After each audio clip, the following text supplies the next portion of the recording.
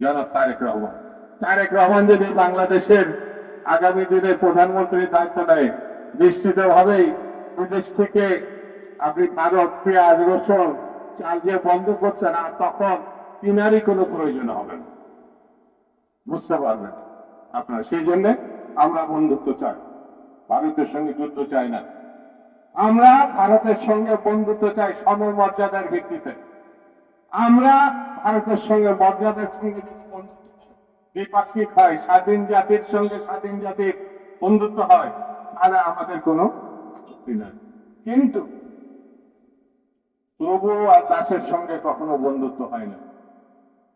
আমাদের নেত্রী বেগম খালেদা জিয়া বলেছিলেন, বিদেশে আমাদের বন্ধু আছে কিন্তু প্রভু নাই। আমরা এই নীতিতে বিশ্বাস করি, সমমর্যাদা সমস্বার্থ সমভাবে যদি কেউ ভাবতে চাই, তাহলে আমাদের কোনো আপত্তি নাই। বন্ধুরা, তৈরি থাকতে হবে, যে কোনো পরিস্থিতি তৈরি থাকতে হবে। সেই জিয়া রহমান এটা আমাদেরকে নির্দেশ দিয়ে গেছিলেন এবং বেগম জিয়া প্রমাণ করেছে। আত্মমর্যাদাশীল জাতি হিসাবে যদি দাঁড়াতে হয়, তাহলে দায়িত্ব নিয়ে দাঁড়াতে হয়।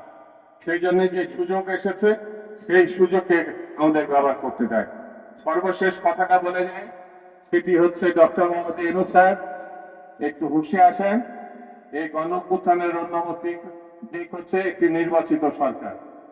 সেই নির্বাচিত সরকার যতক্ষণ না আসবে, গণ অভ্যুত্থান আর মর্যাদা হারাবে।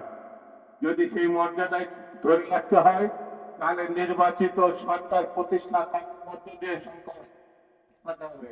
এর কোন ভিন্ন পথ আছে, এটা আমি ব্যক্তিগতভাবে মনে করি না, আমার দল মনে করে।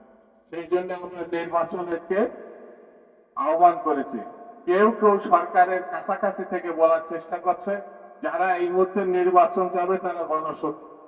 আমরা মনে করি নির্বাচনকে অ্যাভয়েড করতে চেয়েছে জনাব শেখ হাসিনা, আর এই যে কিছু পোলাপান আছে তারা বলতে চাচ্ছে নির্বাচন ছেলে নাকি গণশত্রু।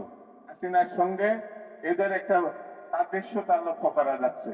এটা দুঃখজনক, এটা করা ঠিক হবে না। আমি মনে করি যত তাড়াতাড়ি সম্ভব নির্বাচনের দিকে দেশকে এগিয়ে নেওয়া উচিত।